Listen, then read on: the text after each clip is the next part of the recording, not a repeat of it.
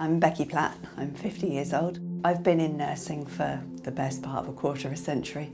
I've worked in several other humanitarian contexts, but Gaza was like nothing I've ever seen before, both in terms of healthcare need and in terms of just the whole humanitarian context, seeing homes and landscapes completely devastated and seeing just the absolute level of human suffering and need was absolutely mind-blowing.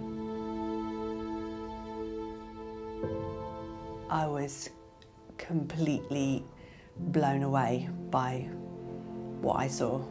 I thought that I had been prepared for it by watching the news and looking at photos and so on.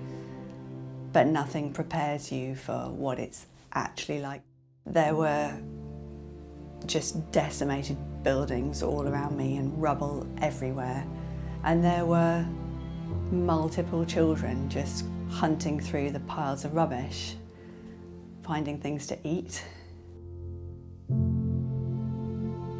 One of the things that we really needed was stronger pain relief for children. We had paracetamol and ibuprofen, drugs that you might take for a headache, and we were using that to treat the pain of children who'd had their limbs blown off. One of the children that I met while I was there was a young lady.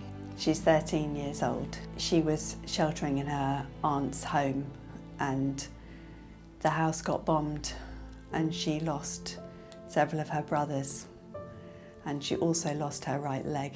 She had a big piece of shrapnel embedded in the left leg as well.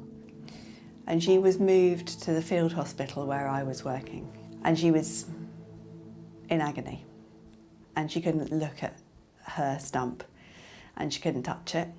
It was just too distressing for her. When I was there, I saw multiple children who'd been injured in bomb blasts. Many of these children had lost one or more limbs, and it just feels like your hands are tied when you can't do what you know that you could do easily at home or in another context. I think that's when it really hits you. It's just not fair. It's not okay that we've got children with devastating injuries who don't have access to pain relief. One story that gave me hope while I was there was the first baby being born in the maternity field hospital. She was absolutely gorgeous, and it brought a huge amount of joy to the whole of the field hospital. She was a great morale booster. I think we knew that the maternity hospital was very much needed because there's such a young population in Gaza and the multiple pregnant women who need to deliver. So we knew that it was a vital service. And her being born showed that we could do what we needed to do. Every day we drove past shelters where people had made some kind of home out of pieces of wood, maybe pieces of fabric, to just provide some kind of shelter. There's no floor, people are living on the dirt or the sand. Children don't have bed to sleep in. Most of them don't have a cover over them. Children don't have access to a reliable source of nutrition. The psychological distress that I witnessed among children and young people was like nothing I'd ever seen before. They need a huge amount of mental health support. These are children that have had their lives completely changed, and life today is completely unrecognisable from what it was before.